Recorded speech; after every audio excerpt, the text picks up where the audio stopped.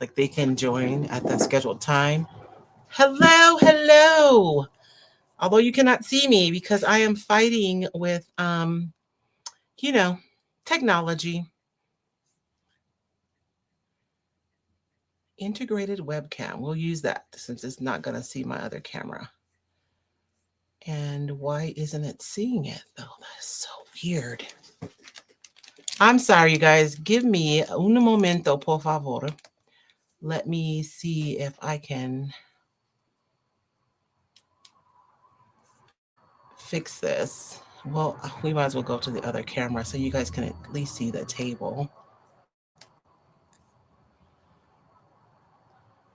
You guys may not be able to see me tonight, which, is not necessarily a bad thing. Let me go to my main controls. Veronica, come on and have a seat. Okay, thank you. Veronica? Who is Veronica? It just popped up. You want to say hi to everybody, baby, while I fight with the camera? Sure. Thank you. Right now I see your forearms. I know, that's what I'm saying. I can't get either front-facing camera to work. Your forearms real quick. Are they moving? Yep, there you go. Okay. You're just so still. Oh, I know. I'm trying to fight with the camera. Because, like, the camera on my... Well, I wonder what happens if I just unplug that one altogether.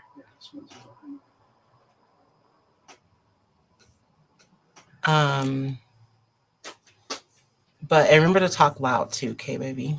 Or do you have your mic on? Nope. Okay. That doesn't work. Well, one day we should try it again. It might work, for all we know. Just to see what happens? Yep.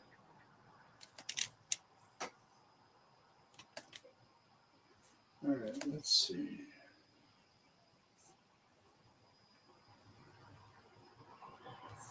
Baby, I can't even find my camera. Okay, nobody needs to see me. We're just going to move forward. It's fine. You guys don't need to see me, right?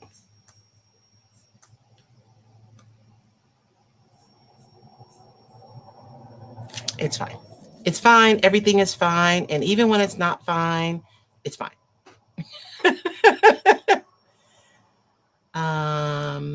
I don't know why my camera isn't working on my computer, though. That is just weird. That should be an option. Do I go to settings? I'm going to try one more time. Okay.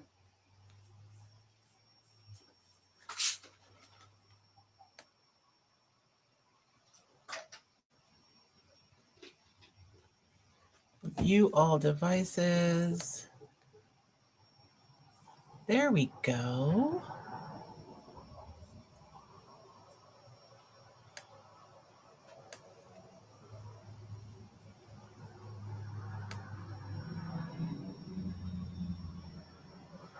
So it's seeing both webcams, but it's just not, I don't know. We are just going to go with the flow. At least you guys can see the table. That's the importance. So good evening, everyone. I apologize. I literally have two options for a front-facing camera, and neither option is working. And I don't know how to fix it. So we are just going to move forward, and it'll be fine. You want to say hi to everybody today, baby? So far on Facebook, I see Karen Moyer and Flea Brown.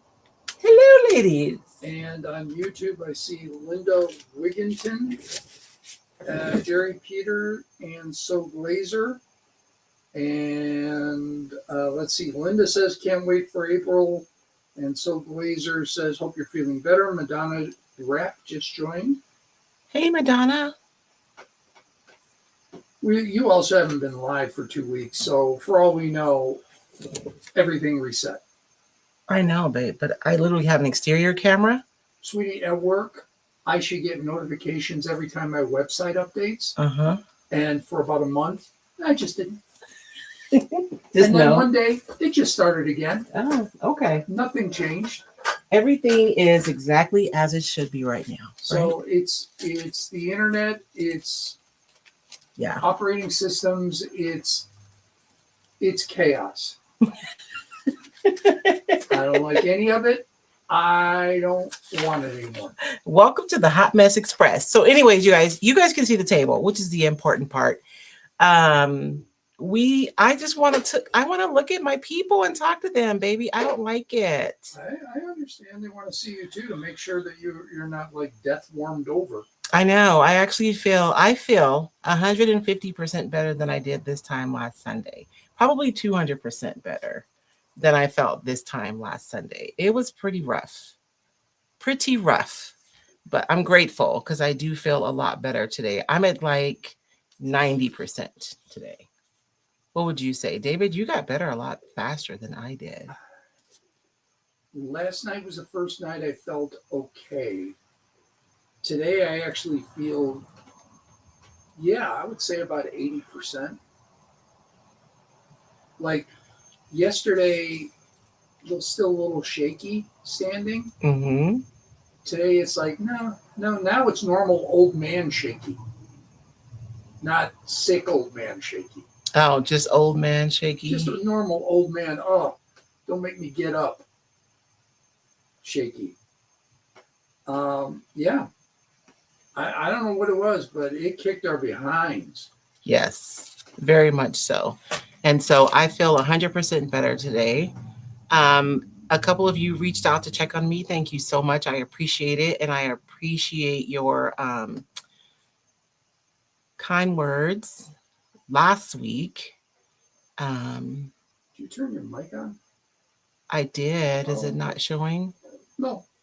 I'm just curious. Okay. So I figured it out.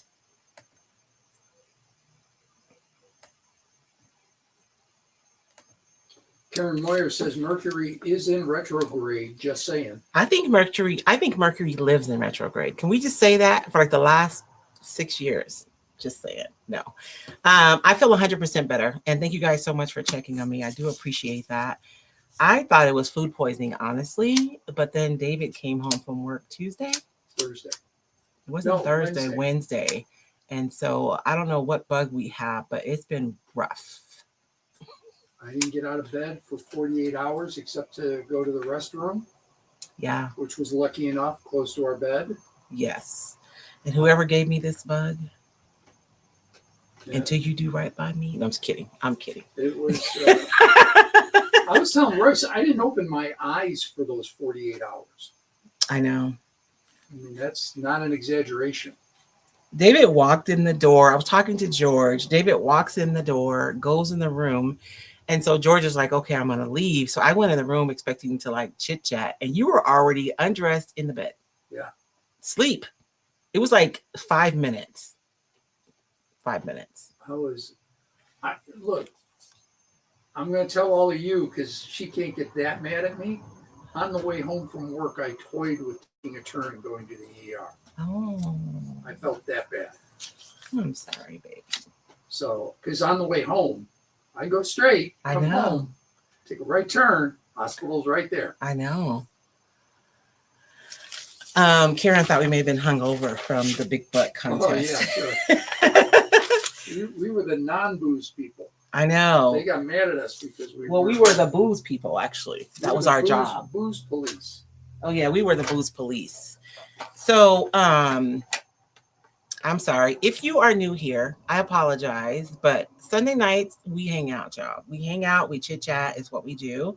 But my name is Royce Hunt Bell, and the voice you guys hear behind the camera is my husband, David Bell.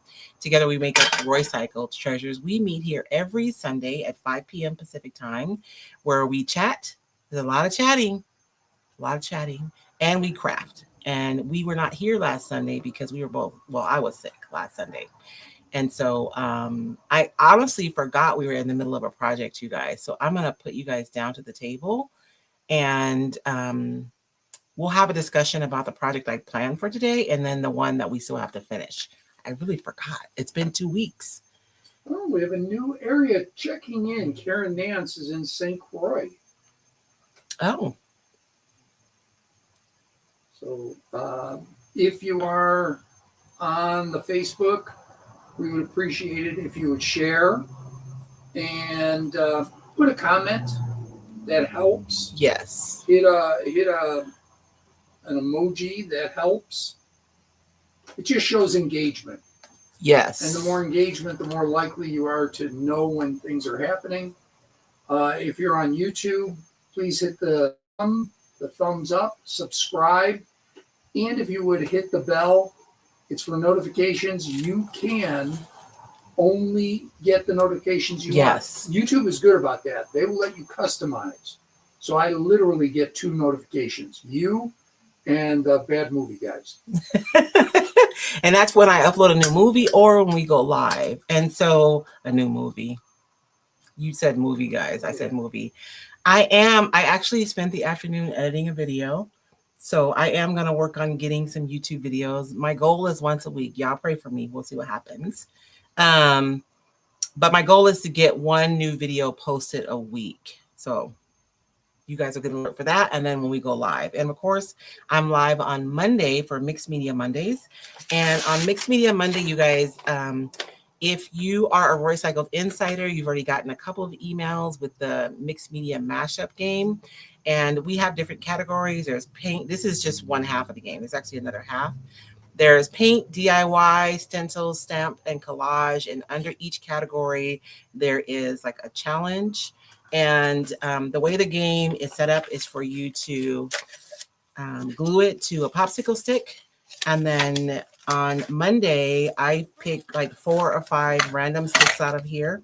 And then I have to, on the fly, be able to do these. So like I might pick collage, decoupage, scraps, texture, visual under like visual texture under my paper, paint, use bright colors, and let's see, stamp with ink, right? So I have to do all these things in my project that we're working on together on the fly. And I honestly don't know what I'm going to pull until I'm live with you guys. So you guys can come and watch me struggle on Monday mornings. That's at 9 a.m. Pacific time for that game. And you guys are welcome. That's every Monday, except for last Monday, because my face was probably in the toilet last Monday.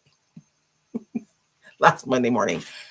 This Monday, I will be back. I'm super excited. Although this Monday, you guys, we're going to be finishing up projects. So I thought it was funny because somebody pointed out last week, I posted a picture of the last Mixed Media Monday that we did together. And you guys can see that my transfer plastic is still on here. And somebody noticed that. She's like, is that the plastic from your transfer still on there? Yes, it is, because this piece isn't done. And I still had a lot of moisture under my paper, so it wasn't transferring well. So what I do when that happens is I just walk away and leave it, and I come back and finish the transfer later. So we said that the first Monday was going to be the day that we go back to our projects to do any kind of finish work.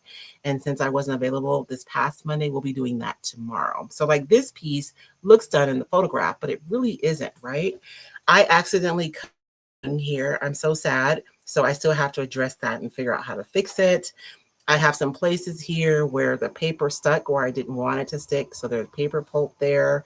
I need to clean that up. And then there's a couple of spots where I need to go in and do some touch-up painting. And then this sign was meant to be hanged horizontally. So I need to work out how I'm going to fix this so that I can hang it vertically. So I feel like a lot of times when you guys watch us do live videos, our projects really aren't completely done. Like there's finishing work that needs to be done. And if you're new to creating, it can be frustrating because you create something that you see somebody create and you get to that place where you have those little finishings that need to be done and you're not sure where to go. And so on Monday, we'll be spending time just kind of walking through how I approach different challenges. Some of them I've done before, some I haven't. And we'll figure it out together. But hopefully you guys will learn and become more confident in being able to finish things that you are proud to either hang in your home, give as gifts, or sell if you're a business owner who are selling the things that you make. So that's Monday. So hopefully you guys will come and hang out with me on Monday mornings. Jerry Meek says, I take it yours was a belly sick. So sorry, I've been sick with head and chest since February 23rd. Oh, wow. Yeah. I'm sorry. Yeah. She's starting to get over it. No, it was the worst one. I just hate it. Nobody likes it, right? But I hate it. I hate it so bad. I had set up this tray as a project. I saw this on Pinterest. That's not my idea. So I took a spoon. You guys know, those of you who come to our whatnot sales, you've seen my spoons that are already flattened. And so I took this one and I bent it like this. And I'm going to have George drill a hole for me so I can attach it. But we're going to make the tray fabulous first, and then we'll attach the spoon.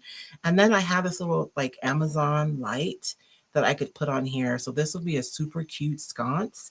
And now that there are so many options for battery operated lights, there really isn't a reason to like even deal with fire, right? So I figured a little bit of hot glue on the bottom of this, because this comes off, and I can glue it to my spoon. Maybe I'll paint it so it'll blend in a little bit better. And we may even do something with the candle.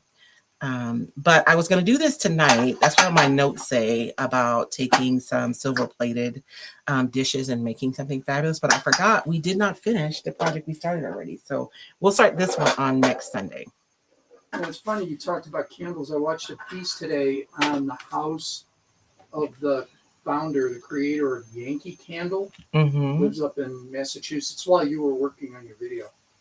And the guy that was showing the house, just kind of going through the place, which, by the way, ridiculous.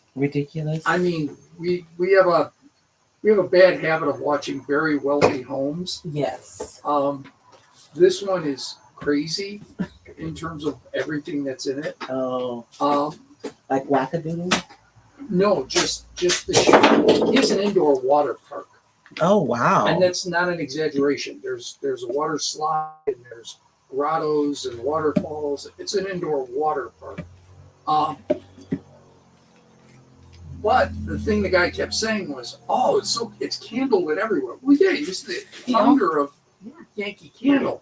But all I kept thinking of was, all your walls are going to be black. Oh, from all those candles? Yeah. Yeah. Your ceilings, your walls, and I'm like, just put one with a battery. I know, right? Well, then what would he do with his candles, though, babe? I know. I mean that. But look, if he's selling his home, your candles got to go. They got to go. I like that idea, Kathleen. Yeah, that's going to be a fun project, right? Because there's a lot of things that we can do. So, what else? I guess we'll get started. So, you guys, this project was one we did together. This was a plain corbel that I found at the thrift store. And it was a single corbel. There was no match to it. So I thought it'd be cute to make it a shelf. So this is a chopping board. I think it was a bamboo chopping board. So I just attached it to the top of this corbel. We added some would you bin molds to the side. We actually took this one, let me see, number 141B, and I cut it in half. And then we put it on either side of here, so to make it a little bit more like, I don't know, bougie. And then I added some other would you bin molds that are shaped like gears. And you guys, we use milk paint. We use 2 colors of milk paint on here.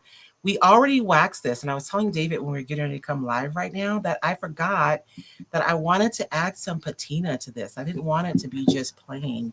So even though we've waxed this, I'm going to try, and let's see what happens.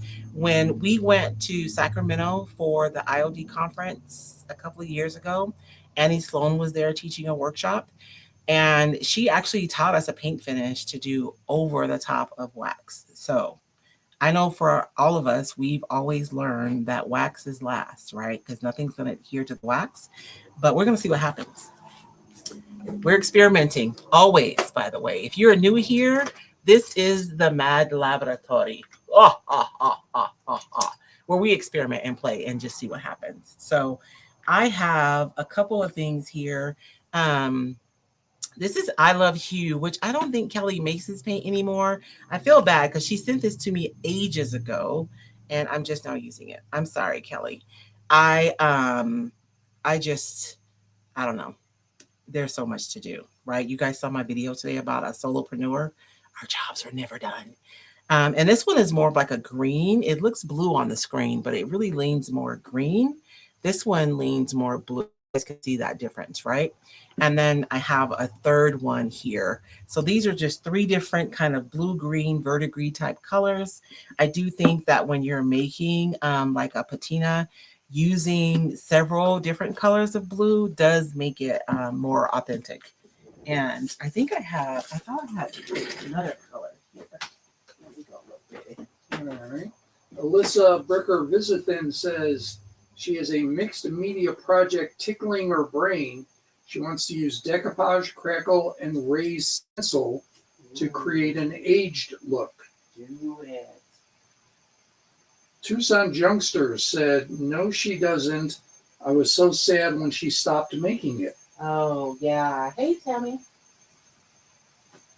I know she sent me like 2 or 3 colors, but that's the only one I can find. It's okay.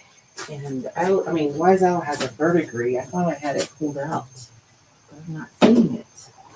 Well, heck. Okay.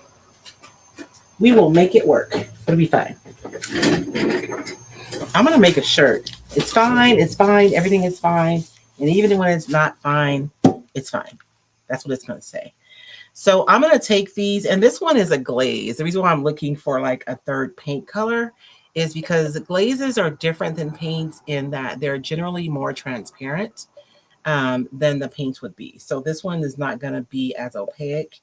And so I'm going to essentially have 2 colors, and I'd rather have 3. Maybe I have an acrylic paint color that I can use. Here we go. This one's darker, right? That's a lot darker. We'll use that one. I don't have a ton in there, but we'll see what happens. I don't need much. So I'm going to take paint, and let's turn it up this way. I'll just do it up. Well, I want it to drip down, though, not up. It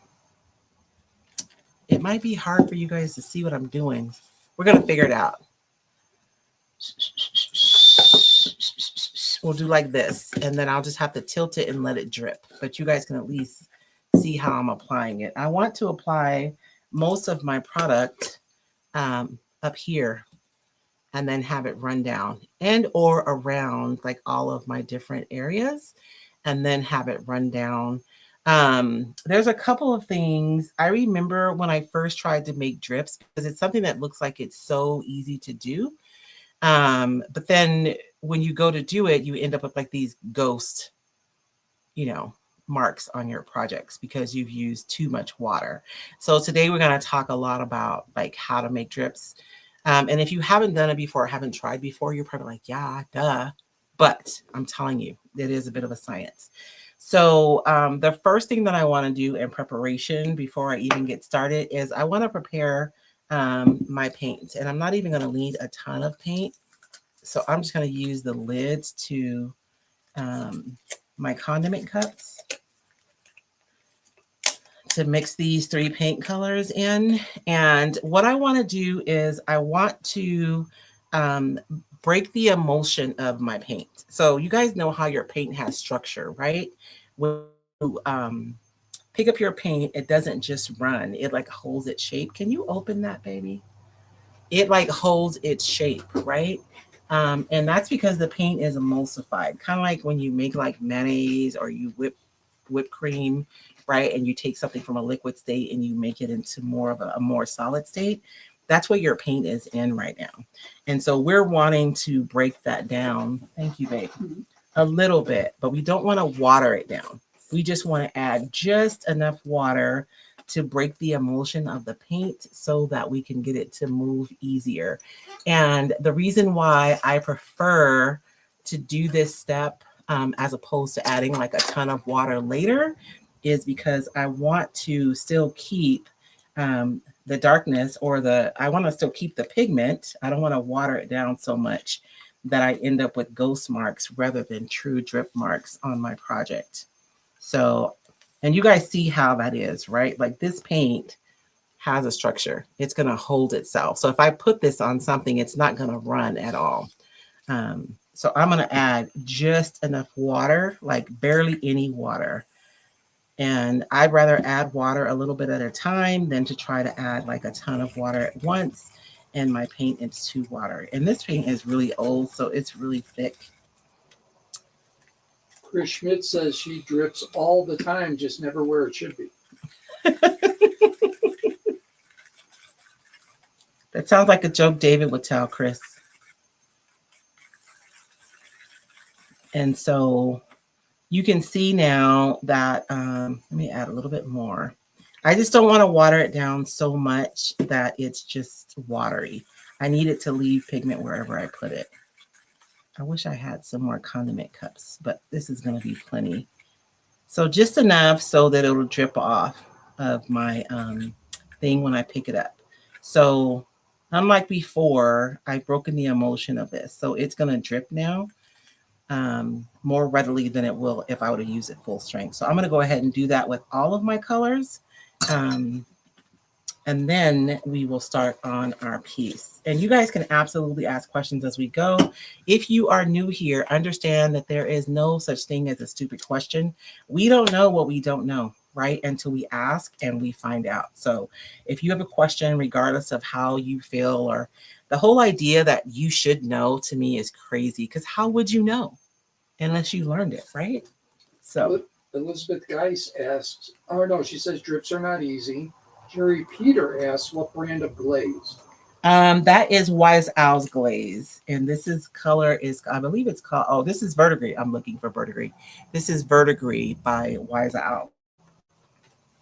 And this blue, there's barely anything in it. And I have a really pretty turquoise, but it's in the house.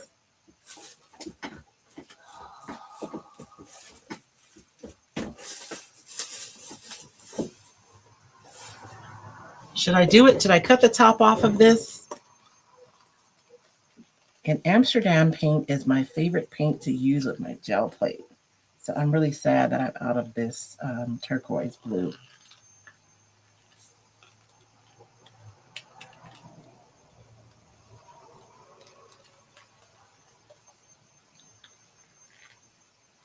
And I'm probably not even going to use all of this. So that's the turquoise blue. So I'm going to do the same thing. Can you guys see? You guys can see me, right? I wish I had popsicle sticks. Fiddlesticks. This is probably better though, because it's less wasteful. And I'm using this rather than a brush too, so I don't get a bunch of paint in my brush.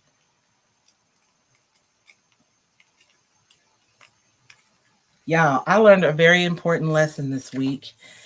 You paint with milk paint. You cannot let your brush jar sit for a long time. Just saying, it gets stinky a lot faster. Did you decoupage? Did you text Dom, baby? I did. Okay, thank you. I texted Dom, Ari, and you. Oh.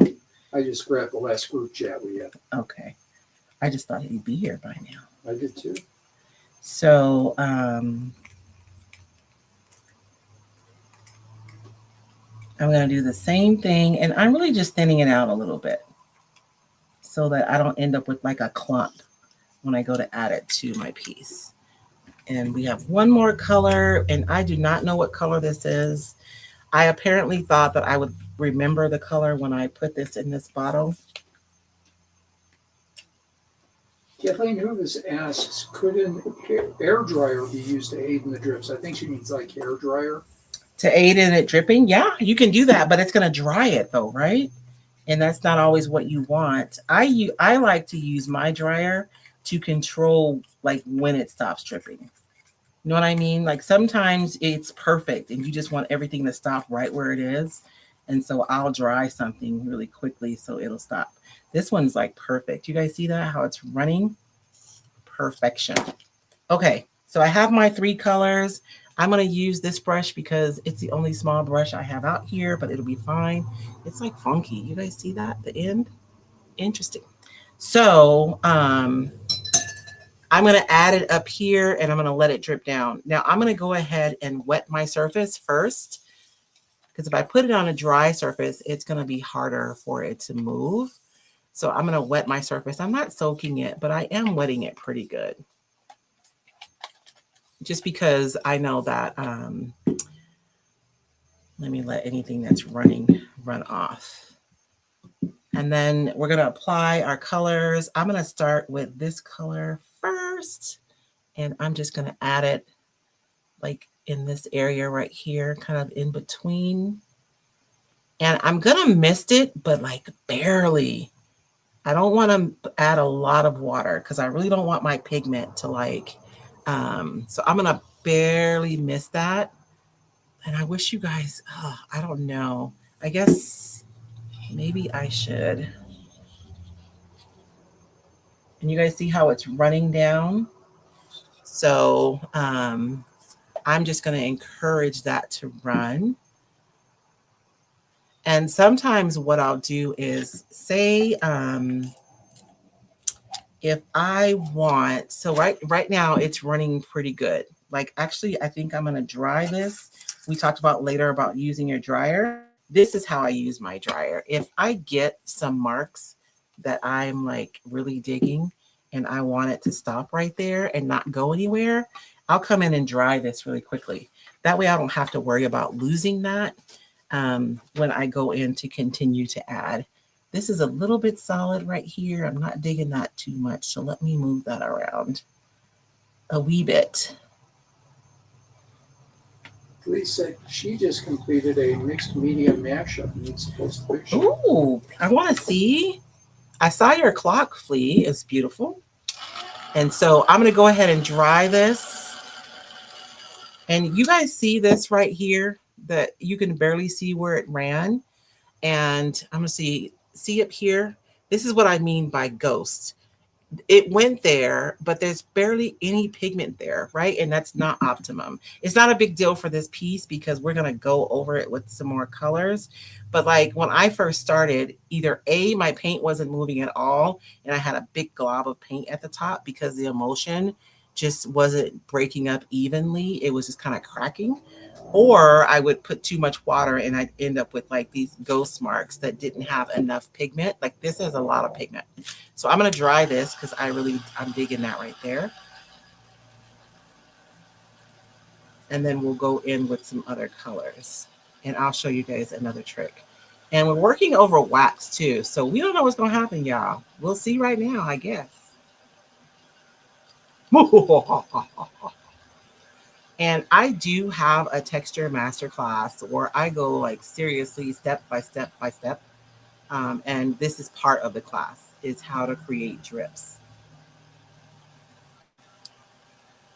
And who was it? Oh, I think it was Whitney. Is Whitney here tonight? She's in our membership and she's taking a Procreate class, but she was just saying how, you know, she knows that a lot of the information taught and that you can find on YouTube. But when you take a class and your information is organized in a way where you can find it, you know where it is, and you have a workbook, it really can aid in your ability to retain the information that you're learning. And then being able to access it when you need it is a big deal too. So yes, you can probably watch 50 videos and find out how to do things for free. But when you take a course and the information is organized, it really does make a difference. And it's focused because, you know, the subject is the same over the course of the different lessons. Okay. So with using my dryer, I just kind of froze that right there. And I don't have to worry about losing blah, blah, blah, that yumminess right there. So I want this to come down a little bit further. So I'm going to cheat and drop this right in here. So one of the things I was going to talk about was, I'm going to spritz just water in here. If I wanted to control exactly where, y'all look at my fine line brushes. They are just ruined. Nobody judge me. Don't judge me. If I wanted to control exactly, like I'm going to put it here. And if I want that drip to go exactly like right here, I am going to just put water right there. So it's pretty dry all around here. And I am basically going to create a path for that drip to go down.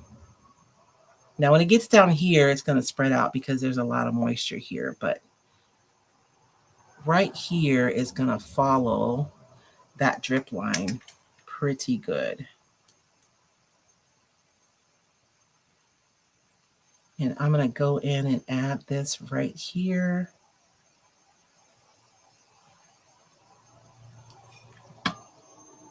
Jerry asked, did you put the embellishments on the piece? That are on? Yes, we did it on a live, not last week, but the week before.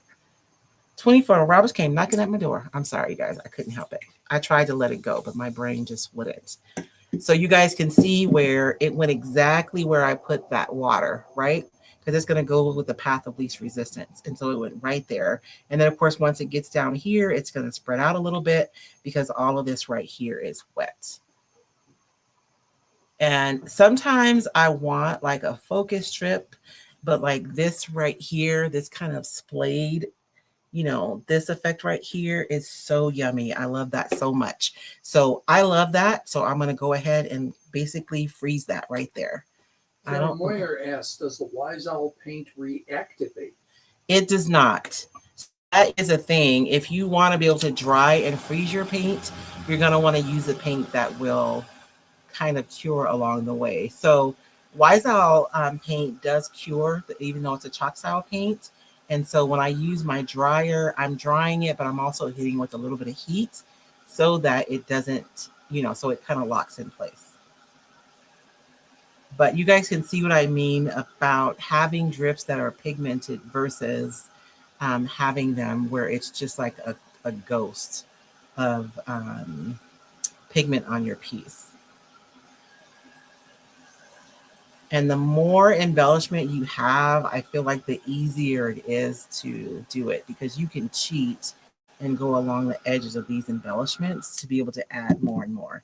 So I'm going to keep going and hopefully I will not go too far. We'll see what happens. We will see what happens. I need some water, but not like a lot of water, just a wee bit of water. Jerry asks, does the dryer have a cool setting?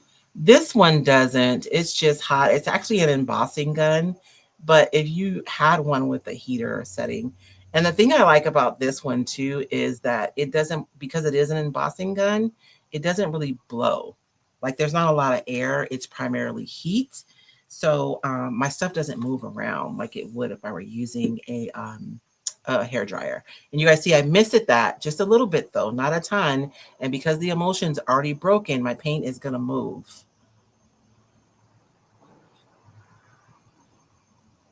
Lisa Vansell, there are times you want to move that paint downward with your finger to help. That doesn't work. I mean, it can. You can just cheat. Like if you want it to go like this right here, that's a little solid. I don't like that. And you can cheat with brushes too. I have this brush and there's just water on here, Lisa. So I could go in and if you have it and you want it to move down further, I would just dry it and then draw a water line where you want it to go and then put some more paint. You know what I mean? Rather than trying to coach it with your finger. And a lot of times letting it go where it goes, you end up with something that's more organic anyways. Because that's how it would happen, right? If your item was sitting somewhere and it was actually, what's the word? Oxidizing. That's what it would look like. So sometimes we want to control, and those of you who know me know how much I like to control things, but we can get a better result if we just let it be.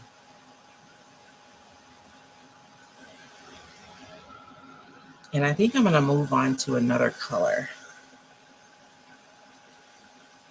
I remember the first piece I did where I wanted to do a patina, and I had, it was a dress form, and I put wings on the back. I love that piece.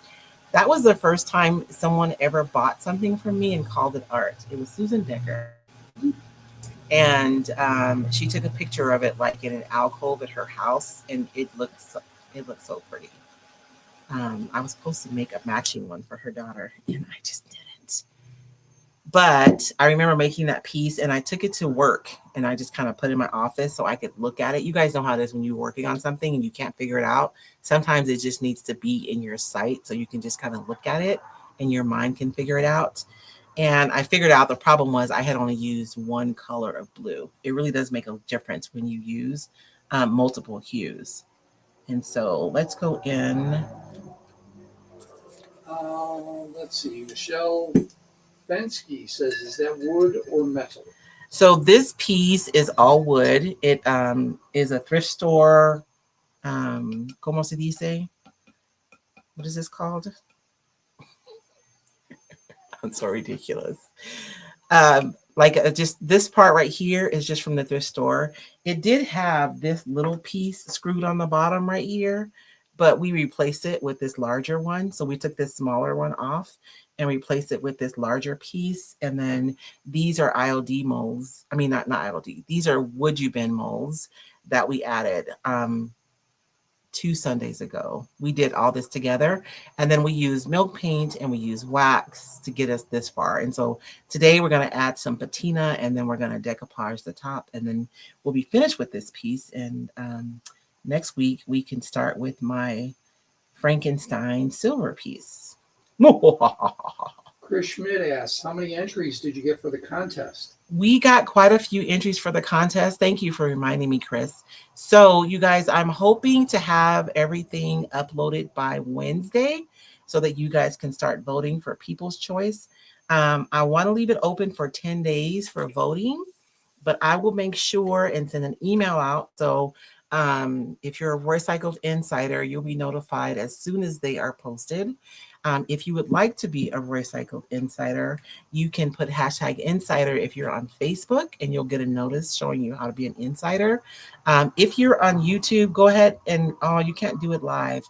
I hate that it's the comments are different when they're live than they are when they're not live. There is a link in the community tab on Facebook where it has the information for you to become, on YouTube. There's a community tab on YouTube if you want information on how to become a Recycled Insider. You guys will notice that when I'm going in, I'm kind of focusing in like on the little crevices, because I feel like when things have patina, that's where the water sits.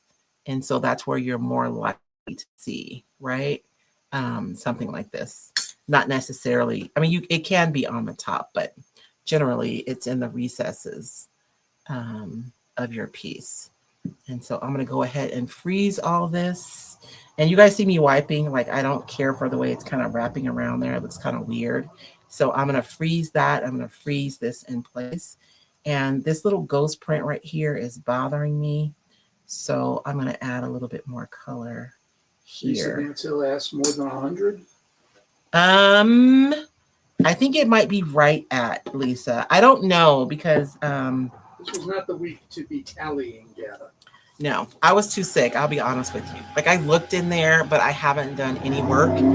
So I'll be spending the next couple of days going into the folders, making sure that all the entries are where they're supposed to be, and organizing everything, because I need to organize it for my judges. I don't want it to be like arduous for them to be able to go through the photos and do the judging. And I also need to make sure that I like organizing for myself, so that when I start making the albums on Facebook, that I'm able to upload everything into the right albums and get it all done. So it's just, it's not like a huge undertaking, but it is a bit of an undertaking. So in a couple of days, I will get them uploaded. I will tell you, there are some beautiful entries. It's interesting though, because my brand is, how old am I? 9 years, 10 years? The Recycle brand is pretty old. Not pretty old, but we're getting up there. And I looked back at our contest that we did, which I believe was the last one in 2022, and there was tons of furniture. And you can see the change in my brand, because there's a lot more home decor now.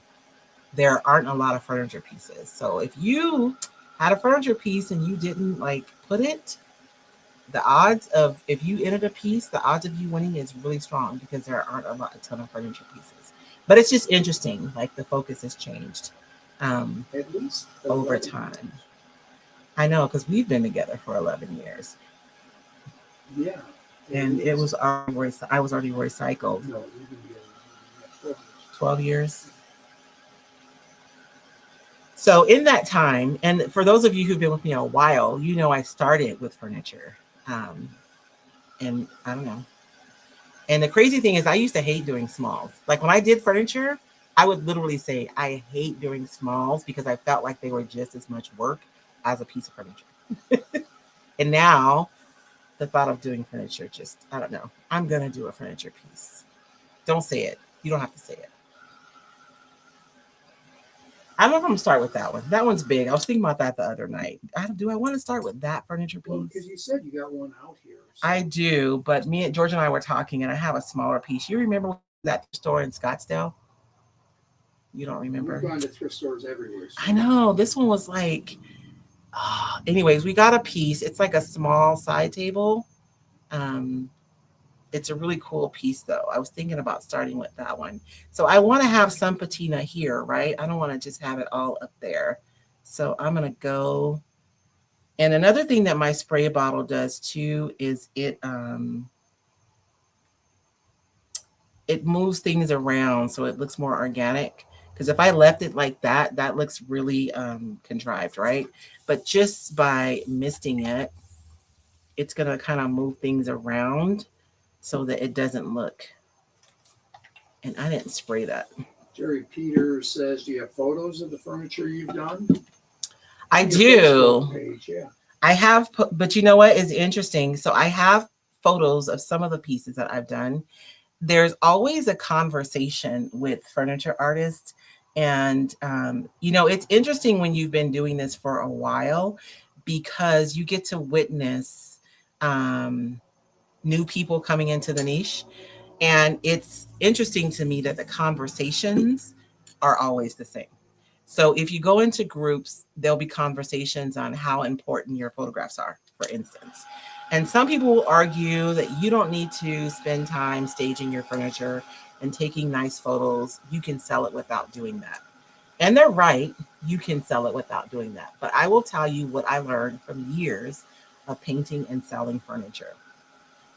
When you stage your furniture and you make it look really nice, there's a perceived value of that piece that you're not going to get taking a picture in a dark room with the mop next to it. You know what I'm saying? It makes a difference. And you can ask for more money for a piece simply by taking the time to stage it and photograph it well. So that's my number one thing. Number two, I have an entire body of work that no one will ever see because I did not take the time to stage and photograph it well. And that's the other piece, right? So there's a lot of furniture that I painted and sold that I cannot show you because I didn't bother taking pictures because I was the same way when I first came into the niche. Like, why am I going to take time staging a piece? People are buying it. Well, yeah, but I probably could have asked for more money if I would have taken the time to stage it and take really nice photos. And opportunities come and you never, ever know where they're going to come from. What if a magazine contacts you and they want to show off your work and talk about your work, but you don't even have any photos that would be good enough for a magazine? So take time, take photos. Sorry. Just a little soapbox right there. I'm going to go with the dark blue, but not too much because I don't want to override everything. And then I don't want to do the other side because that's going to be a whole nother thing. And we'll be here all night just doing patina. I'll do that patina on the other side later, but I did want to do this part with you guys. So we'll finish our patina over here. And then I should put something on this one, huh?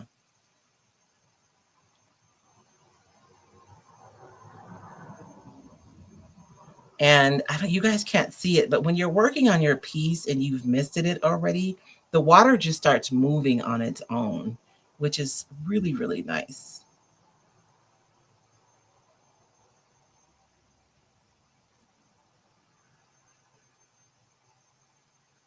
The paint starts moving on its own, which is nice because it just makes for more organic shapes. And I'm tilting it up. And so you guys see how I'm just using a little bit of blue, not a ton, but you guys can see the dark blue in there. And you can see that there are different colors. So I'm going to dry this really quickly This right here needs some work. That's bothering me. There's a lot of ghost prints going on over here. And it's because I didn't do it right. I didn't mist it first. And then I had to mist too much water to get it to move. So let's do that again.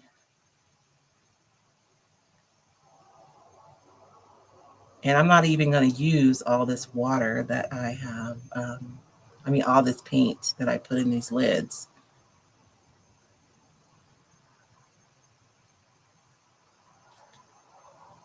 And I am kind of mixing my blues together. Like I'm not cleaning my brush in between.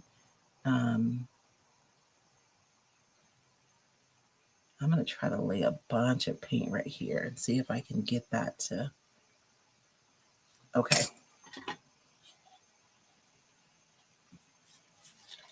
Oh yeah, that's much better. Missed it a little bit. And I'm sorry you guys can't see what I'm doing. I'm just putting a little bit of paint in those cracks so I can get some drips coming down this piece.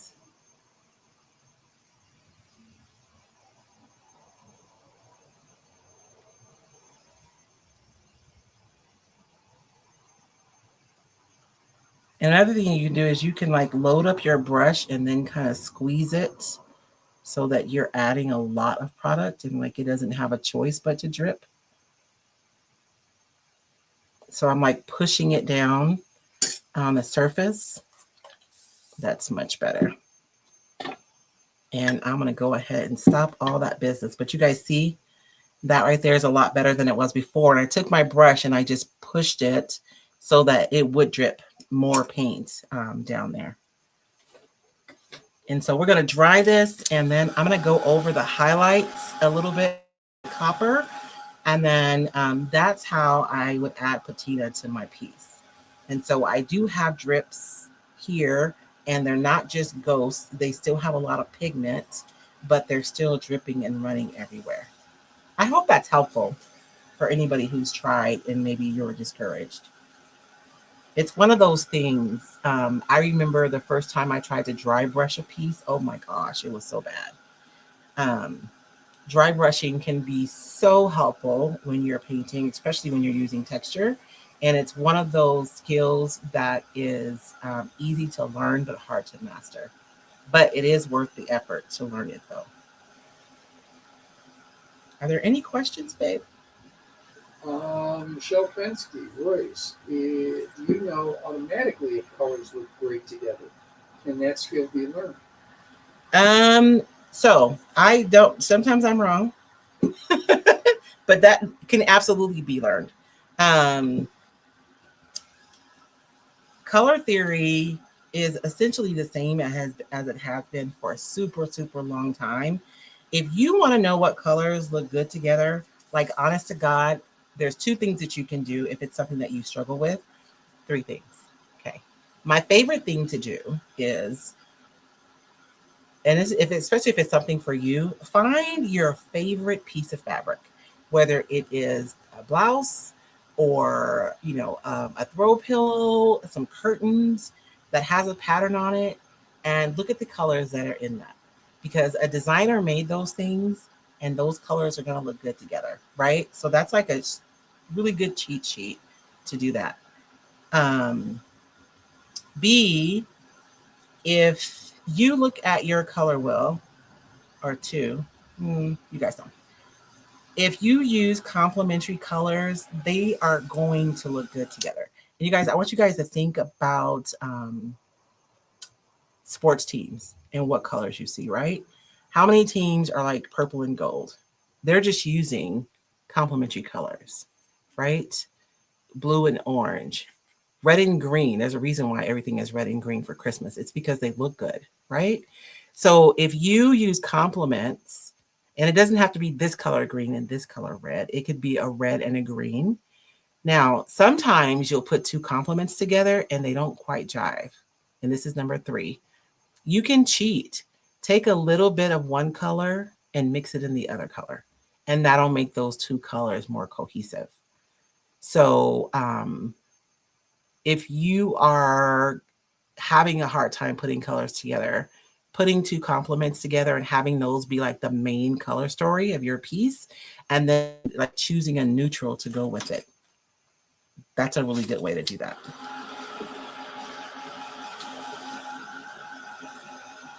I hope that answered your question. This is the kind of Q&A I thought I would get. What did I do? I was doing lives and I was asking for Q&As and nobody ever had questions. Y'all came and hung out with me. I appreciate it. We chit-chatted, but there were no questions. Okay. Ooh, I like it. Doesn't that look better?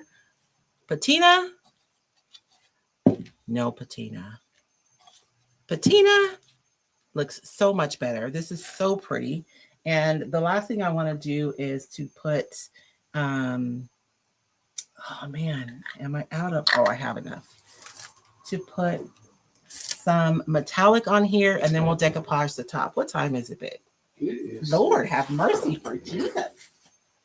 We have to finish this today.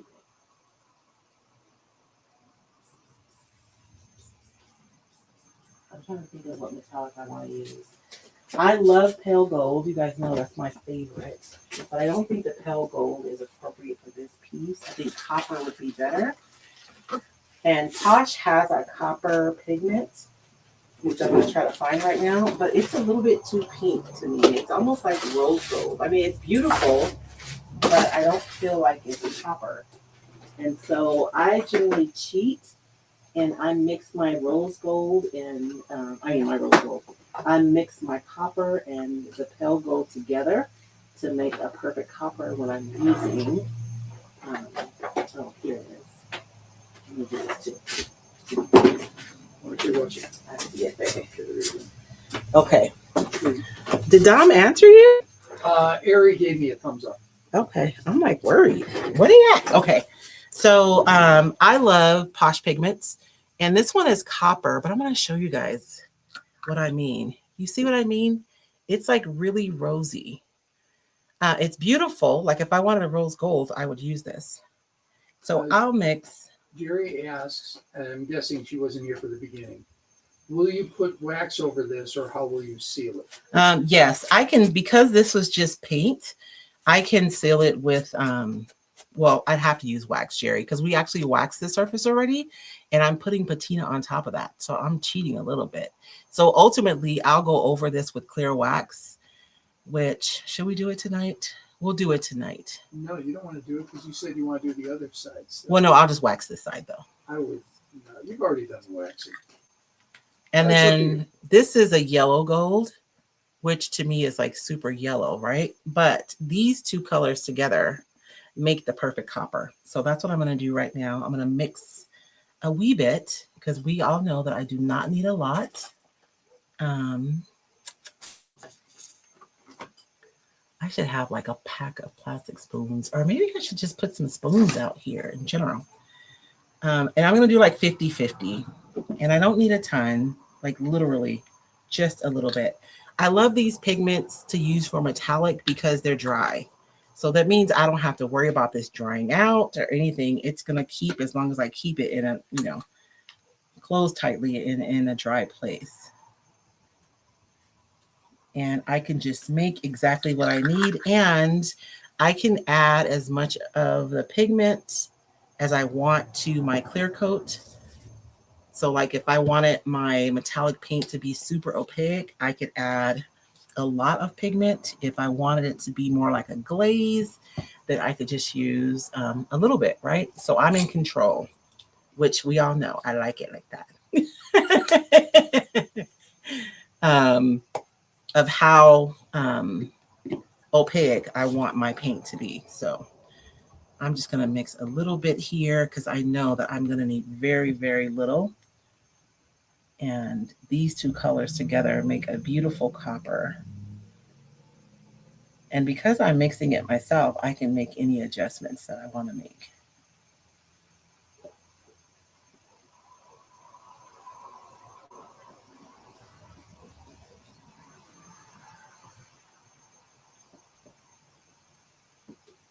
Like I feel like that's a little bit too yellow. I may have gotten a little carried away.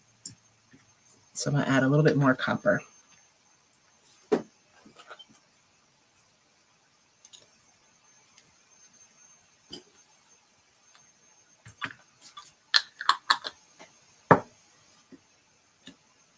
I thought I had more questions tonight because I'm being a bit of this is a mad scientist here.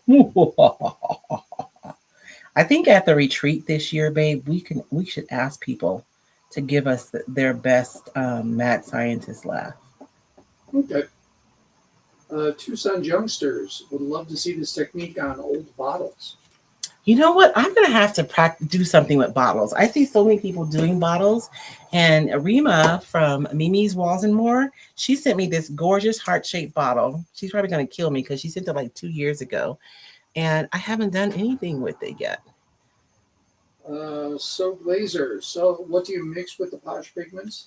I'm just using some water-based sealer. So I think this is varnish in here, some Wise Owl varnish, but any kind of sealer, top coat, whatever you call it, right? It's all the same. You just mix that with it. And then Posh also sells an activator too, if you can use that. And I just do it with my finger because I don't know, I like to. And I'm just going to go right over my high points. I made too much.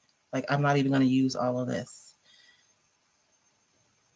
Jerry Peter asks, Royce, has David ever created any artwork? Nope. I don't. I'm a writer. I'm not an artist. Although he can't write for me, y'all. Y'all should have seen when I asked him to write something for me. Oh, no, I asked him to edit something. You guys already know how that went. Our 7-year-old grandson is a significantly better artist than I am. You know, that's not an exaggeration. I was thinking I need to get my studio cleaned up so I can put his easel in the art room with me, so I can start letting him like really explore while he's still little and excited. Mm-hmm. Okay, so just a little metallic on there on the high spots, and even though I went in with dark wax on the high spots, you can still see the dark. I'm not covering the whole thing, just like the very, very top. And so to me, I just love this so much. I love this look. I haven't created in a long time. So I appreciate you guys playing with me because this has been fun. And these are the kind of finishes I used to do on furniture and stuff too. I think that's part of the thing is I don't know how to do a simple paint finish.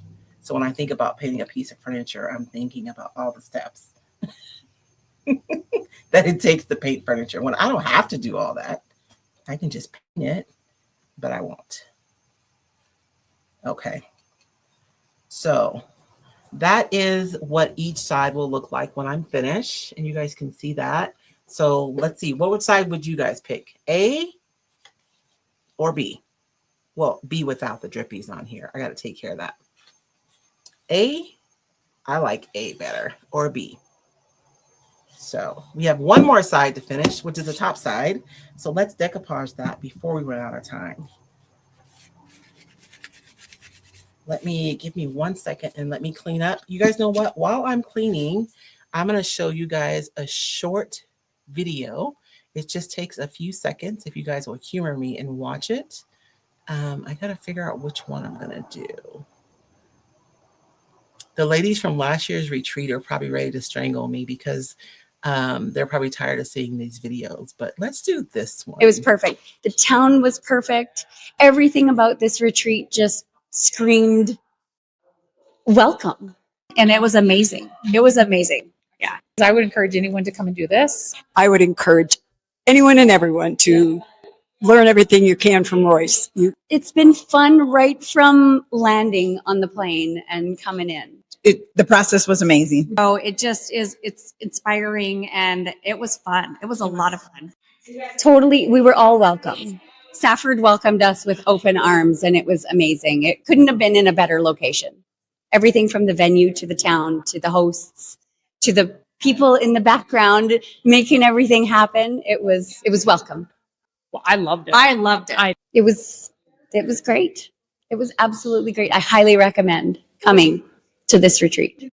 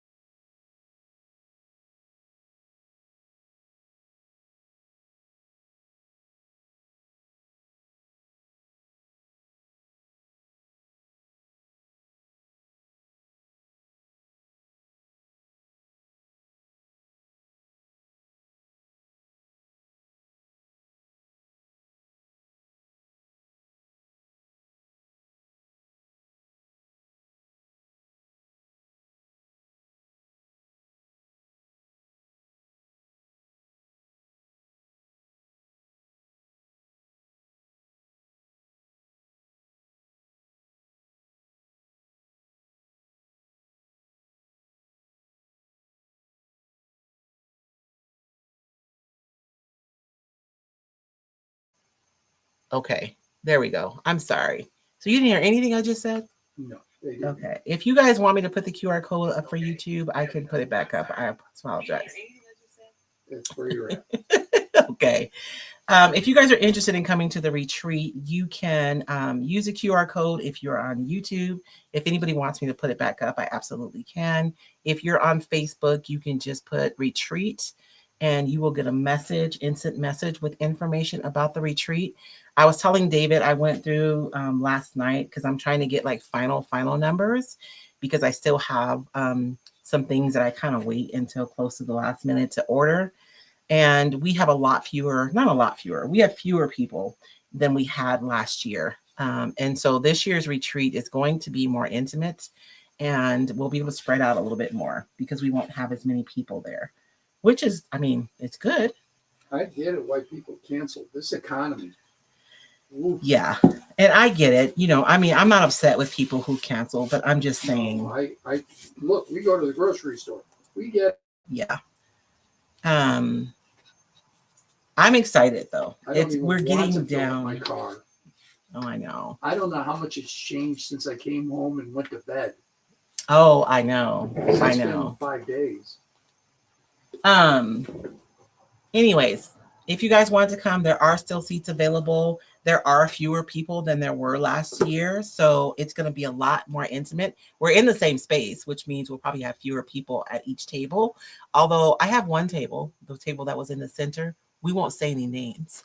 They will probably still have 5 or 6 people at their table because, you know, they're going to sit together, they said. I won't say any names, Flea and Melissa and Heather. But we're getting down to the wire and I am just getting super excited. I've changed the project like 4 times already, but it will be good when you guys get here. I'm excited to teach. We have some new processes. It won't be the same thing we did last year. There'll be some overlap, but not a lot. We're going to go deeper into like how to mix your colors. So we'll be going to the next level of that discussion. And I don't know. I'm excited. I'm excited. And I'm just cleaning up. And I went ahead and put the rest of my my metallic over here rather than waste it. So it'll be fine. If I have to put a little bit more after I add my patina, it'll be fine. But let's get the top decoupage because I want to use, oh man, the warm. I didn't make sure I had that paper in here. It better be in here. I don't think we use it in the membership or anything.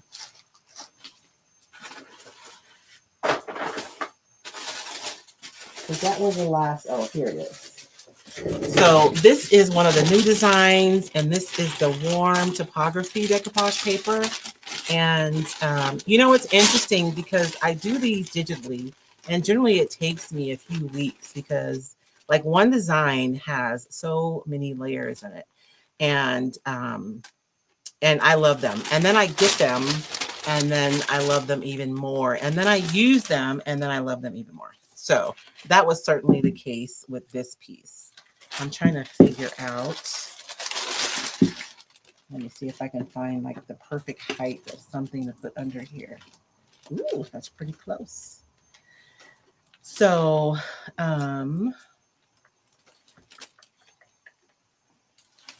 we are making it work over here, y'all.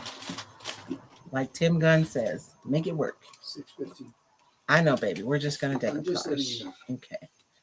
Okay. So let me make sure I'm in the shot, though. This is some serious balancing act over here. This is like a circus show.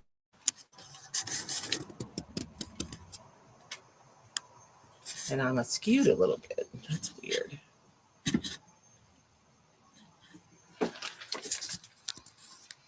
I'm askew. Okay. I am going to decoupage this top, and I was contemplating whether or not I wanted to use crackle on it, but you guys are probably tired of seeing crackle because that's my new like obsession is the fine line crackle. This one would look really good, and it's like almost the perfect size for that. When I was making this paper, I tried to be thoughtful about the sizes. And so there are some like 11 by 14, 8 by 10, 4 by 6 to make it easier when you guys are doing your projects. This one is nice, but it would be like sideways, right? I think this one is going to be the perfect one for this piece. I'm going to go ahead and trim this out. And if you are new here, this is Royce decoupage paper. It is an 18-pound tissue, so it's heavier than like gift tissue that you get to stuff into your bags. But it's still tissue paper, which means when you decoupage with it, it virtually disappears on the surface of your project. And so when you guys see me decoupaging, like 99.95995% of the time, it's a Royce decoupage paper. So, and the rest of this is like for a whole nother project, right? I can use that another day. And I love this little piece of topography right here, but I also love this grungy corner. So I may end up trimming this out and adding it back on here later. And because it's tissue paper, if I were to do that, you won't even be able to tell. So let's do that. I'm gonna take this one all the way to the edge so that that's off edge. And I'll go ahead and just trim this. And I'm running my finger along this edge right here so that it'll mark exactly where that is and I can trim it.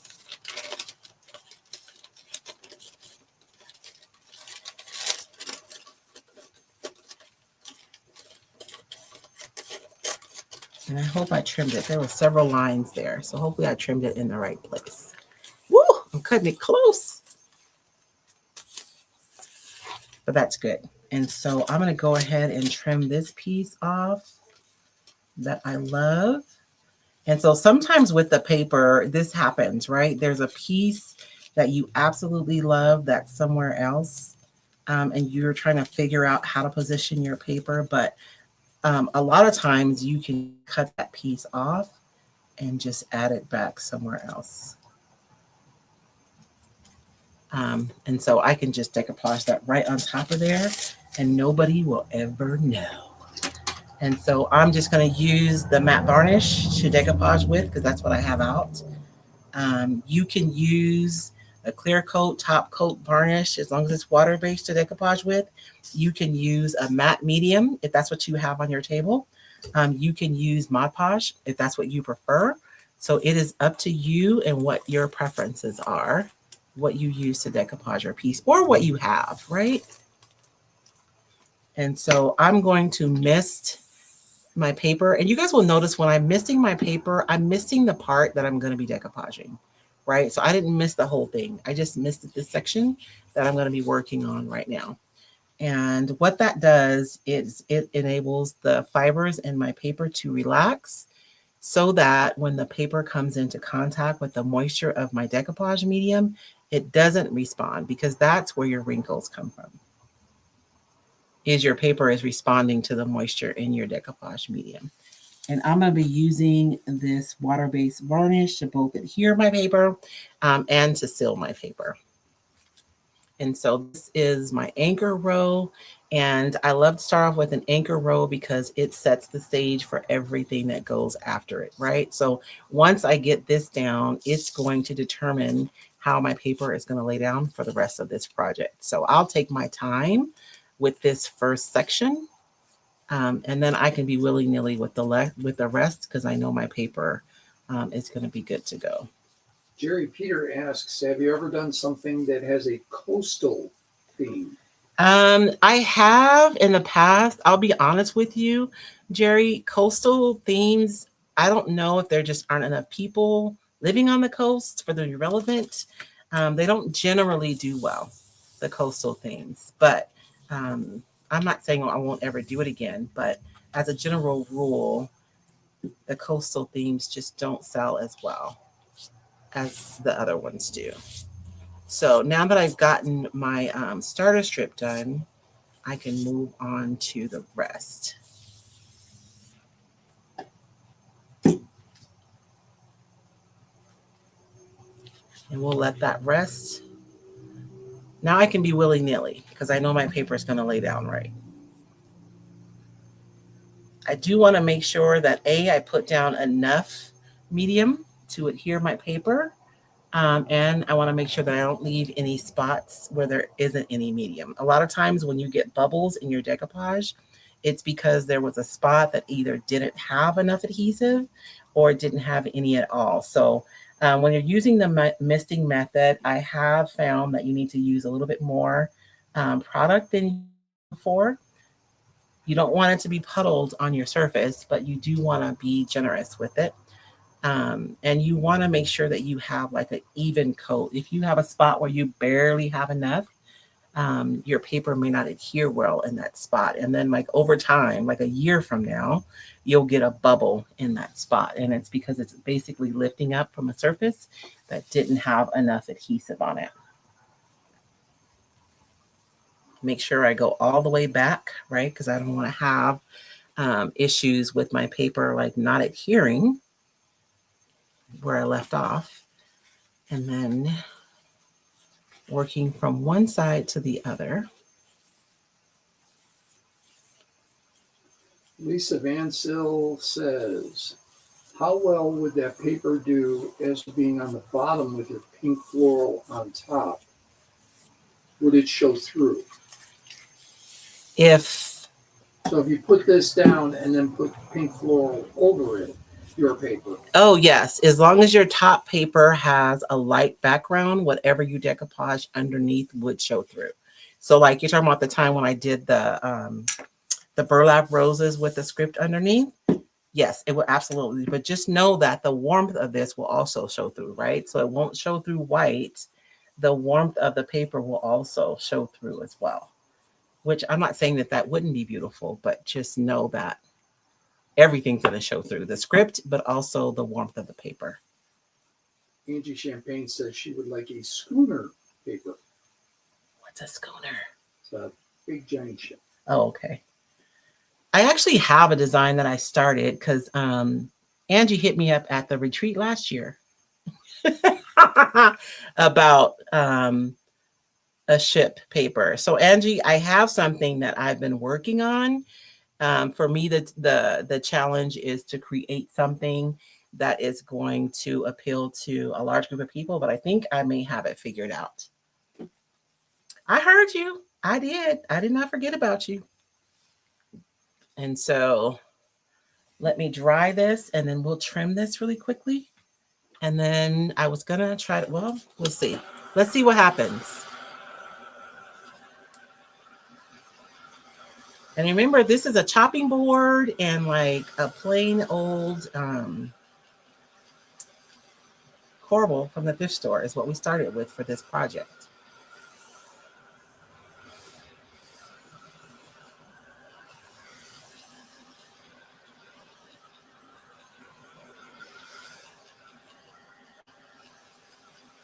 And whenever I'm making like my Frankenstein pieces, sometimes the most frustrating thing is when you're trying to screw pieces together and maybe you're working alone, you know, and you're trying to clamp it, but it's awkward. I'll use wood glue and I'll glue my pieces together first, and then I'll go in and drill and screw things together. That way everything is in place and I'm not fighting against like moving parts. So I did glue this first, and then after the glue was set, I went in and added 2 screws, but I didn't do like a wonderful job of like setting into my surface. I can still kind of see them, but you know, it's fine. Sammy with Tucson Youngsters would like to see some cactus papers, swallow, prickly pears, etc. I'm hoping, Tammy, I was telling David last night, it can be a lot sometimes when you have more ideas, which I know y'all understand. When you have more ideas and you have time, because I would actually like to do a painting, Tammy. I've already made my source with some cactus and, you know, the blooms and mountains and the sunset, you know, the things about Arizona that we absolutely love. So soon, someday, I don't know. Michelle Fensky says, when is the retreat? The retreat is April 24th through the 27th. It's here in Safford, Arizona. You guys, the retreat includes all of your supplies. And your grab bags are not just grab bags. They're anything in your bag you get to take home at the end of the weekend, which includes your apron, your palette, your brushes. I'm making a decoupage paper just for the retreat, so it won't be available anywhere else. And I'm also making stencils just for the retreat, so they won't be available anywhere else.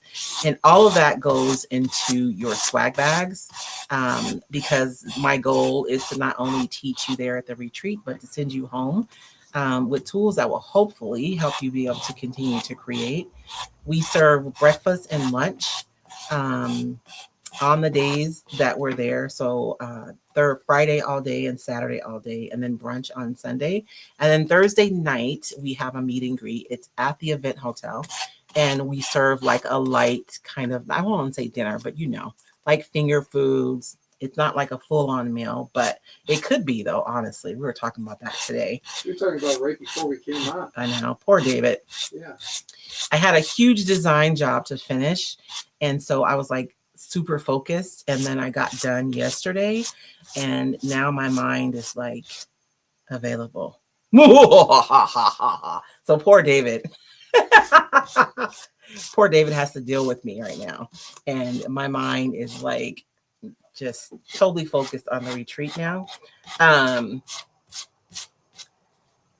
But yes, so that's the retreat, and you will be learning. Hopefully you'll learn something new, or even if it's just learning about something that you've known about, but maybe looking at it in a different way. And a lot of the ladies who talk about the retreat talk about just the value of the community, of being in a room full of people who get it, who understand our craziness, because our families, they don't get it. They love us, but they don't understand. And of course, you know what song is in my mind, right? No. Parents just don't understand. Bum, bum, bum. Should be noted that coming to the retreat will get you something else that we can't announce. Yes. So I Yeah. do have a new product release coming out. I forgot about that. And that will be in your swag bags as well. And you guys will literally be the first ones to see them. When we say new product, we're not talking about like A new paper. No. It's a new thing. Yes. That I am insanely excited about. I can't believe I forgot. I didn't forget. I don't know. I guess I'm not stressed out about it anymore because I'm not designing it, or, you know what I'm saying? Now it's just production and getting it here. Looks like Electric Emporium just jumped on and asked, what are you working on? We're working on our project that we started a couple weeks ago, and we're just finishing her up. This edge is funky. I don't know why. And we have a question about next week's project, but I think we'll wait for that. Oh, what's the question? What kind of glue would you use to glue rubber to a chrome plate? Rubber. I mean, I don't know about rubber. That's not next year's. I have metal on metal for next week. Metal. Okay. Yeah. Rubber to a chrome plate. Maybe E6000. Will that melt rubber? I think E6000 should be fine.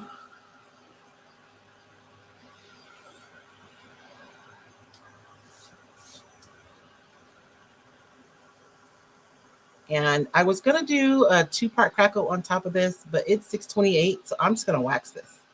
We're going to wax it, and we're going to call it a day. So I am going to go over and do one more coat of varnish, though, because we want to make sure we have a durable surface, because I will be putting stuff on top of here. So I'm going to put another coat of varnish on top of here, and then we're going to use some wax, and then she will be finished.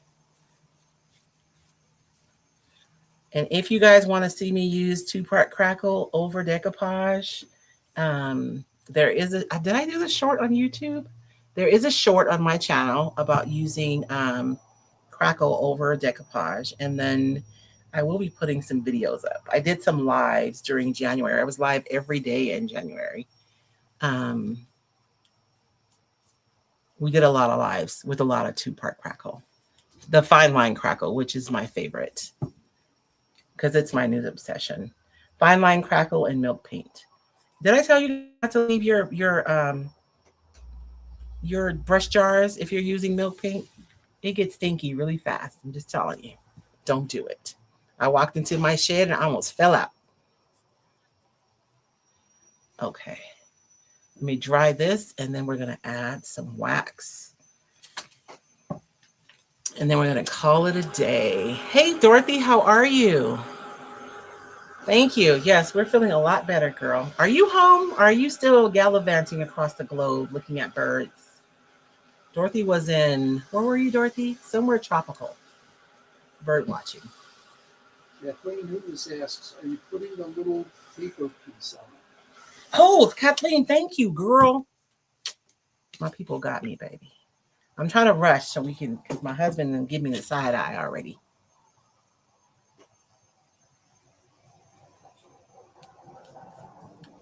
I am choosing a piece that doesn't have like a lot of stuff on it. You know, not that it really matters, but I don't want to have it like where something's going to show through. So I'm just going to put it right there. And the paper is so thin, like you won't even know.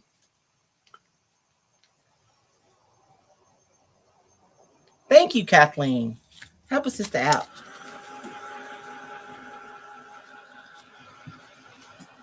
And the thing about decoupage that's so fabulous, especially if you're using like a quality varnish to both adhere and to seal your paper, is that you're trapping that paper in between, or you're encasing it in between the product, right? So you have product on either side of it. So as long as you're using a quality sealer, it's going to be durable. And if somebody asked me a question in one of my videos because she said she had a lot of moisture in her shop and she was finding that her decoupage was bubbling. If you're using like a quality adhesive, whether that's your water-based varnish, right? And you're going over it. Like if I was going to have this outside somewhere, I would probably like do what I'm doing now and make sure it's completely dry. And then maybe going over with a couple of layers of like Rust-Oleum clear spray paint. That way I don't have to worry about the moisture. Or if you're using a water-based product that's marine grade, that would also be appropriate. So however you're going to use your paper, you want to make sure that you're using a sealer that's going to be appropriate for that. Another question that I hear a lot is heat resistant. So there is like an engine spray you can get over in the auto section at Walmart or like your big box stores. And like if you're going to do a coaster, you can just spray it with that. And that is like made to resist heat. And there's also one for like appliances, like for your stove, and they have clear versions. So like the appropriate sealer to use for coasters, or you could just use resin. You know, just make sure you use the hard type if you're going to use like UV resin.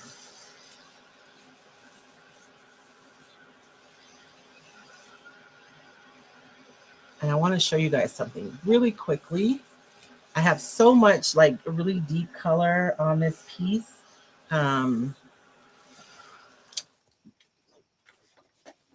And if you look here on the edge, you guys see that white right there? It stands out, right? Because it's dark, and I have to paint white though under my paper. So what I'm going to do is I'm going to go in with some dark wax. I'm going to use a dark wax around my edges first, which make sure your edges are tacked down good before you go in with the wax. Because if you start with the wax and then you try to adhere your paper, that's not going to work. So I'm going to go around the edges with some dark wax to address that. And then I'm going to use clear wax over the rest and then go over the whole thing with some dark wax. And that's going to help to unify everything. And let me use one of my small brushes. My poor brushes, y'all. They just get abused. And let's just say you're not a wax person, because there was a time where you guys wouldn't see me using wax on anything. So I've been there. You can use glaze. Glaze is fine. And it's the same principle. If you're going to use a dark glaze, you want to use like a clear sealer first, especially if you're working with like clay-based or chalk-based paints, because they're super porous. And if you go right over them with a dark glaze, they will just suck up the pigment and get really dark really fast. And then dry that and then go over with your dark glaze. So if you prefer glaze to wax, you can use that too. Honestly, once you seal your decoupage paper, you can use like just about whatever you want. Dorothy was in Costa Rica. Costa Rica, yeah. I knew you were somewhere fabulous. I can't wait to see photos. I mean, I saw photos, but I'm assuming you took a lot more than that. I don't know if Dorothy's going to be able to join us next month. And I'm happy because Lynn Brundage and Megan are coming. And I am so excited to hang. I mean, I love Lynn. I really do. She had me laughing so hard when we were in Wisconsin. But I really do love Megan. So they're both going to be here. I am super excited. They were going to come last year, but I believe Lynn's mom was having some health issues. So they weren't able to come. So they're going to come this year. And Megan has already booked flights. So it's a done deal. So I'm just going around with that dark wax. And what that's going to do is just camouflage that stark white so that we don't see that. And so it's just, you see that? It's gone, right? And I'm only going to go over with clear wax first because I don't want this to get super dark. And where is our clear wax? That is the yellow paint. Oh, I hope this is the clear one. That's white wax. Which, you guys, DIY's white wax is my favorite. It has the most pigment in it. Okay, you know what? Where is my brush? I know that my wax brush probably has enough wax in it to tackle this. I actually think this is my, yeah. So I can't find my wax, but I think there's enough wax in my brush, maybe, to seal this enough so that the dark wax doesn't like take over. Because I cannot put my hand on my clear wax. I see the ebony wax, I see the dark wax, I see the white wax, but I do not see the clear wax.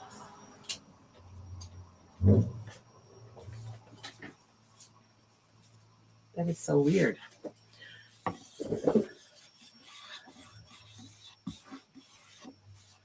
That really is not. Okay. We are going to take a chance. See what happens. Worst case scenario, it gets too dark and then I come in later with my clear wax. And, oh, you know why I can't find my clear wax? Because I freaking have it right here. Holding up my project.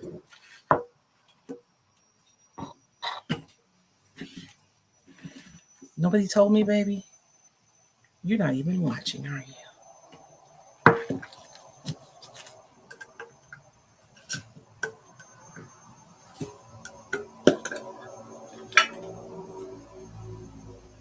Okay, so let's go over with some clear wax first to make sure our project doesn't get too dark. There are no questions, babe?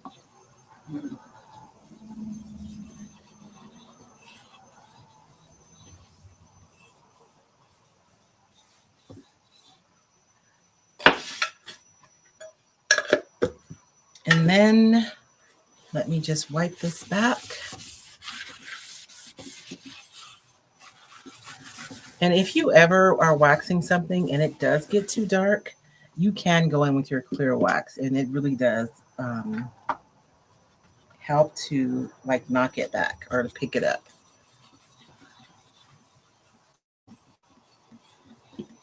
And as far as waxes goes, the clear wax I'm using tonight is DIY's clear wax. And this is Annie Sloan's dark wax, which is just my favorite. Her dark wax is really rich. And I like it a lot. If you guys are using reusable towels for your wax, be sure that you lay these out flat when you're done, so that you don't have problems with fire.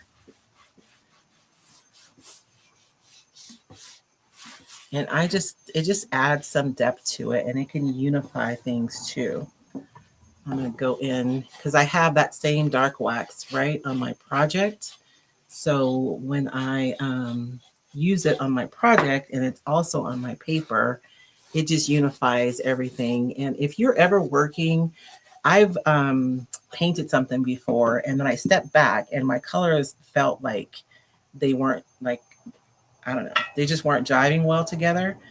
Glaze or wax is a really nice way to unify colors together. So if this was like multiple colors, I could go over it with glaze or wax and it just really pulls everything together. And so that is it, you guys. We finally finished this project. I think everybody voted for this side, right? I think so. So we did some patina tonight. I have some copper highlights on there. And then we added the decoupage. So this will go on my gallery wall. And I love floating shelves because I collect, and I'm sure that none of you understand this, I collect a lot of vintage things and I don't want to just collect them and have them like sitting in a box somewhere. I want to be able to display them in my space for me to be able to enjoy them.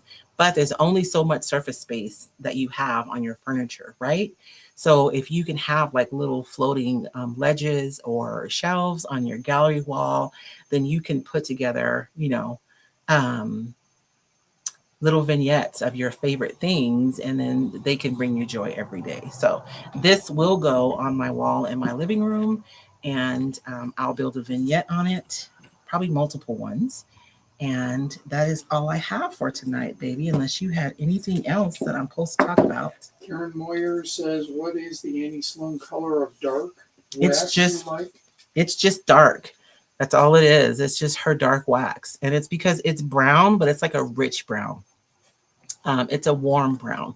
Sometimes the dark waxes can be cool, like a cool color. And this one's really warm. And I think that's why I enjoy this one so much.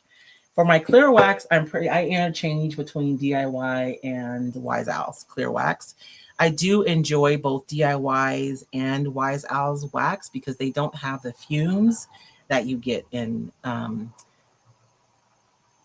Minwax or Brie wax and Annie Sloan both have that like smell. You guys know what I mean? But with DIY and Wise Owl, you don't have that smell. So Jerry Peter asks, will you take us on one of your thrifting trips so we could see what you pick out? We were just talking about that today. We haven't done that in a while. I know. Well, I never know when I have to wait for opportunities to arise. Well, I mean, yeah, but we've taken like days where we just go. Yes. And we haven't done that for a while either. Oh, we were talking about, no, we haven't taken a day trip in a while. And so we were just talking about like, we just need to go to Tucson for the day. I hate to take you guys to my spots though, man. If you're in Tucson, like my best picking is always out on the east side. On the east side, out on Houghton is where I've always had the best picks for anything. But we can, I mean, yeah. The video that I posted of the pick where I found that toolbox, that was at Donna's at Mr. McEwen's. Mm-hmm. Like sometimes people, I mean, yeah, that one was local. Yes, that one was local. The one out south of town was local. So sometimes I have friends who call me and like, I don't know, but I usually do a live or I'll do a video about those picks. What was the one I sent you? There was a lot of metal stuff. Oh, Karen Fox. Yes, and she's invited me out. I need to go out. She's invited me several times to come out and pick her property. I need to do that though. That would be fun. We've got a lot of old properties that have been in families for literally 100 years, which I know there are people on the East that are like 100 years. That's like your babies. We get it. But for Arizona, that's a long time. For a lot of Arizona, that's a really long time. And there's stuff, but the families have to decide, yeah, it's time. Yeah, yes. So, sometimes that happens. Thank you guys so much for joining us tonight. We really do appreciate each and every one of you. You guys have heard this before, but my grandmother would always say, you can make more money, but you can't make more time. And so we really do appreciate you guys sharing your time with us. I hope that there was something that I shared tonight that is valuable for you. And next week, we'll be working on our silver-plated tray, spoon, sconce. That should be fun. And you guys know that I want to use typewriter that works. Me too. Don't I actually have a couple, Dorothy, but you know, only a couple. But if I see something, Dorothy, you're in Tucson, girl. That is like the picking mecca. You got to be on the local Tucson pages so you can find stuff. You guys have a good week. Join me tomorrow. I'll be here for Mixed Media Mondays at 9 a.m. Pacific time. And other than that, you guys just remember, experiment and have fun, because where experimentation goes, creativity follows. Thank you so much. You guys have a blessed week, and we will see you guys tomorrow morning, Lord willing.